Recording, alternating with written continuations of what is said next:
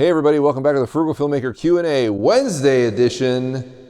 This is the show where you ask me a filmmaking question and I try to answer it. Remember, if you'd like your question read on the show, to send me an email to thefrugalfilmmaker@gmail.com. That's your best chance you have of getting your question read on the show. Or you can comment below, or you can leave me a message on Twitter @FrugalFilmmaker. Last Tuesday was Trivia Tuesday, the first Tuesday of the month, where I test your knowledge of the Frugal Filmmaker. At stake was one of these battery testers. And the question was, how tall am I? Well, the correct answer is 6'7". So congratulations to Andy Druin, who got the correct answer first via email, who wasn't a previous winner. I'm talking to you, Will Fasty. So congratulations, Andy. You look for your battery tester to arrive in the mail in a couple of weeks. And for those of you who didn't win, remember there are no repeat winners, so try again next month for a chance to win one of these little suckers. Let's answer some questions. The first comes from email from Spanky Bear, who says, do you have any suggestions on how to make a no dialogue short? Well, Spanky, I had to re-record this response because originally I started going into this diatribe about the powerful effects of silent filmmaking, the silent film era, and blah, blah, blah, and recommended titles that you watch for that. But really, in rereading your question, you're just asking me kind of for scenarios, I think. Because obviously in the normal world, it's not realistic to have a no dialogue short or have an instance where people are not speaking to each other. And there are very few films that do that, very few modern films anymore, where the characters actually aren't talking. I'm not talking about the silent film era, where the characters actually talk. You can see their lips move, then they have intertitles. But what about a movie where they actually don't talk to each other, where it is really silent, there's no dialogue, but you still have sound effects and things like that? Only example I could really think of was Hell in the Pacific, which I believe is from the 60s, where you had Lee Marvin and Toshiro Mifune, and they were soldiers, American soldier, Japanese soldier, that were stuck on an island, and they start off as enemies, of course, and then they become friends, kind of. A really interesting movie because of the language barrier. The characters don't speak to each other. They don't even try. Another good example I saw fairly recently was a short film about an American man and a woman, a Muslim woman, I believe, stuck in an elevator, and so they couldn't speak to each other, and it was completely dialogue-free. Really interesting short film. I'll try and find that and leave that in the description below. It's really excellent. Only about 8 minutes long. I guess what we have to do is formulate some scenario where the characters can't talk to each other. Maybe one is mute. Maybe they both have their mouth covered for some reason. Maybe some sort of sci-fi weird dystopian. I'm not sure. Maybe somebody out there can give some scenarios where characters can't talk to each other or won't talk to each other is another choice. But just remember that no matter whether you have dialogue in your film or not, that it's really, there's no difference in the filmmaking process. You're still using camera angles and acting, even though it might be more facial acting or emoting versus the way you give inflection to your words. I recently saw Sicario and thought Emily Blunt was excellent in that movie because they don't give her a lot to say, but just the way she emotes and the way she expresses herself through her face is really excellent. So maybe watch that movie for some examples. But as I said before, it doesn't change the dynamics of a moving camera and lighting and costume design and acting and directing and all that stuff completely plays in the same way you would do any other movie. There's just no dialogue. So hopefully that helps. If anybody else knows of some better ideas, please comment below. I'm sure Spanky Bear would appreciate it.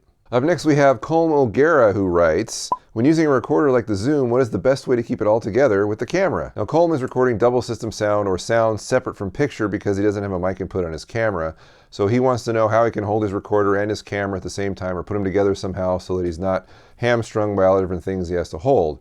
So the easiest way is probably to mount your sound recorder. If you only have one thing, you can mount it directly on your camera. If you have the hot shoe or cold shoe available, you should be able to find a simple adapter. You can just mount it right on the top of your camera and you're done. If you have a microphone attached to the recorder, you need something a little more fancy. You might need maybe a bracket, camera bracket. There's a real common one that a lot of people use. I'll leave a link below in the description. You just mount your camera onto it, and then it's got a handle on the side, and then it's got several cold shoes you can mount stuff onto. Those are real handy. A lot of people use them. I made a more fancy version called the Frugal Fattener that holds my small camera and has a nice foam grip and then accessory shoe on top of that, which might work as well. That's a little more expensive. But if you have more than one thing, you're gonna need something more fancy or bigger, like the Frugal Cage, which will give you a bunch of mounting points you can mount stuff to, or a simple cage rig will do the same thing. It just depends. If you want to handhold something and have accessory shoes, I would go for the bracket itself or the fattener. Or if you want something more, you can add a lot more stuff onto. Or if you have to mount your recorder and a microphone and lights or whatever, get a cage. Frugal cage, standard cage, whatever. That'll fit the bill and should help you out. So check all the links below, and hopefully you can find the solution to your problem. Up next we have Phase 1 Legacy Productions, who says, I have a question on your Frugal Camera Crane 2.0. Do you know of a way to make it so where you have actuators to push the arm sections in and out like on the large pro rigs? That sounds like a really interesting idea, but I'm pretty sure that's out of my wheelhouse as far as complexity goes. I try and keep things as simple as possible, so that other people will want to build them. And I know that the more complex they get, the fewer people that are going to try and make them, so I kind of shy away from that kind of thing. Not to mention, I'm not even sure how I would even approach such a thing, because now you're talking about servos or motors, telescoping the arm out and back and things like that. And I think that's something that I'm not really prepared to make. And I probably wouldn't even want to research how to make that, because it's just too complicated.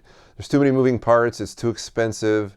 It seems like once you get into something like that, you're going to want to look for a pro rig anyway, because the amount of time and money you invest in making something like that, you might as well just turn that time into money and take the money you'd spend on parts and labor and just buy a professional version. I realize they're super expensive.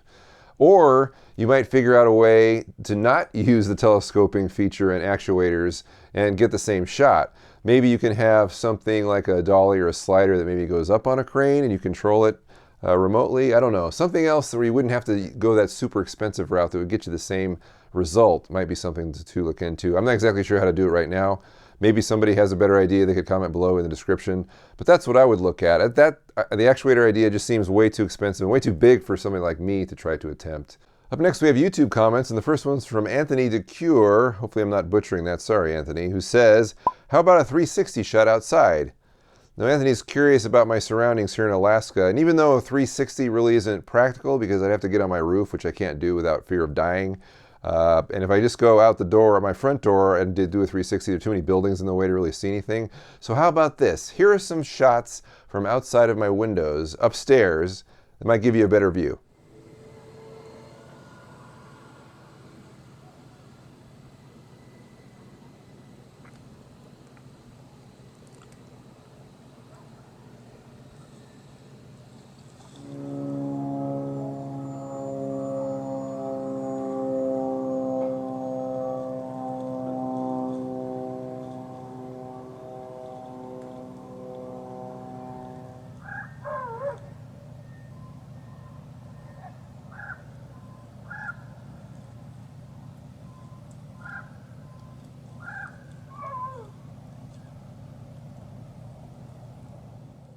And finally, a comment from Faro Productions, who says, that was yet another glimpse into your new surroundings. Can you expand on it a little? I know it's not a travel channel, but inquiring minds want to see more. I really wanted to do a video about what it's like here in the town that I'm living in Alaska, especially in the dead of winter.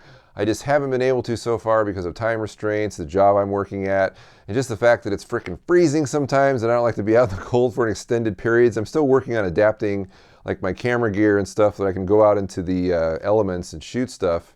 It's been kind of difficult, not just because it's cold. I've actually had some workarounds about working in the cold weather. I got a jacket for my camera, and you can put a hand warmer in the jacket. And I'll go into that kind of stuff more into detail later on, hopefully. But one thing I have a real struggle with is just pushing the buttons on the dang camera. I mean, you've got it in this, encased, surrounded thing, and I'm usually wearing gloves inside of mittens, and so I'm just warmer that way. And trying to push buttons with this, mittens, and even the fingers that come out, the buttons are so small on my camera, that can be a real challenge. I'm actually working on a system to give my camera bigger buttons through some kind of a remote that'll help me to be able to use it more easy, because it's really difficult, and I end up spending more time than I want to outside, and just stuff like that has slowed me down. But I've got a video that I want to produce for everybody that will kind of give you kind of a tongue-in-cheek view of what I'm surrounded by here in Alaska.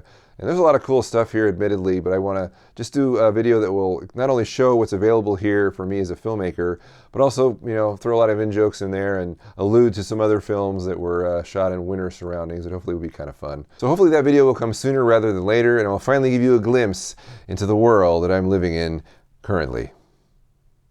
And that's the show for today. I'd like to thank everyone for writing in. And remember, if you've got a question you'd like to ask me, please send me an email to thefrugalfilmmaker@gmail.com. That's your best chance you have of getting your question read on the show. Or you can always comment below, or you can always ask me on Twitter @FrugalFilmmaker. So stay tuned. There's a video coming this Friday and then another Q&A on Tuesday. See you then. Bye.